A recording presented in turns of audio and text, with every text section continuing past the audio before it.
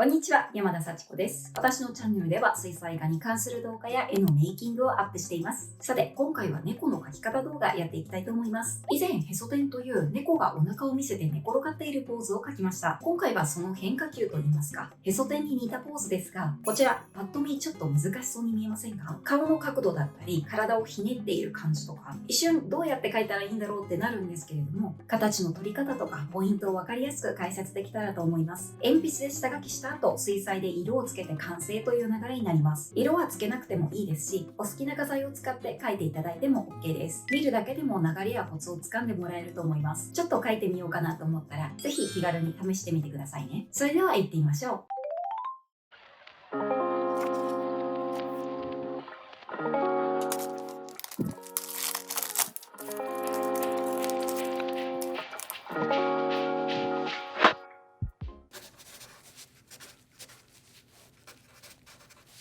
ではまず全体像を大まかに描きます。難しく考える必要はなくって、なんとなく画面の真ん中、この辺に入れたいなとイメージして、各パーツを丸を使って描いていきます。まず頭、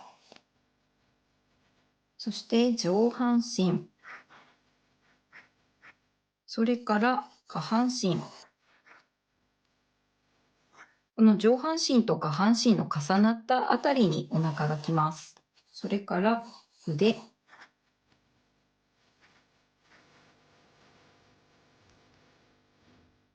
そして腕の先から手が出ます。そして下半身に足をつけます。そして足ですね。この辺りにお尻があるので、このお尻の先をイメージしながら尻尾をつけます。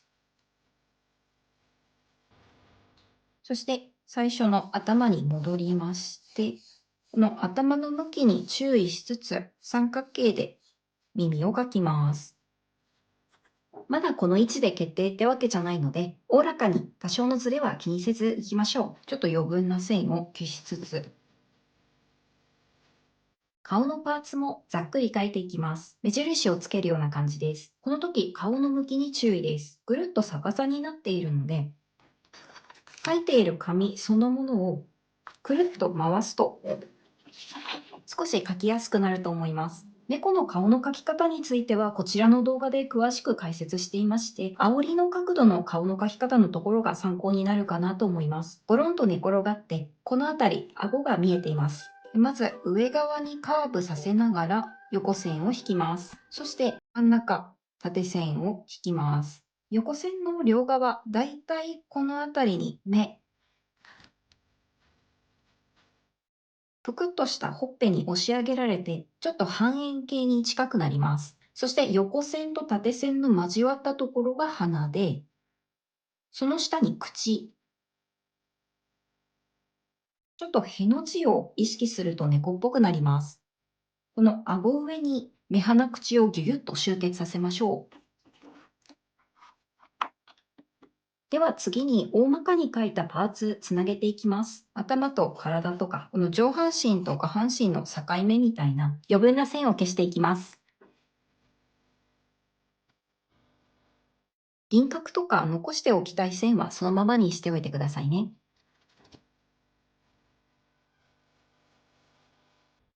こうすると輪郭が見えてきました。ここでちょっと変だなとか違和感のある部分を修正して形を整えていきます。正確に取ることも大事なんですが、あんまり肩に力を入れずに曲線的にパーツをつなげると猫らしさが出てくると思います。今回各パーツの角度が鍵になってきますね。顔は上向き、耳がやや開き気味に見えています。手は肉球がちら見えするかなぐらいの角度です。お腹はひねって、この辺りが脇腹で、この辺が魅惑のふわふわゾーンですね。足上側はこういう風に緩やかにカーブしています。尻尾は後ろの方にあって、ちょっと遠慮がちに短めに見えます。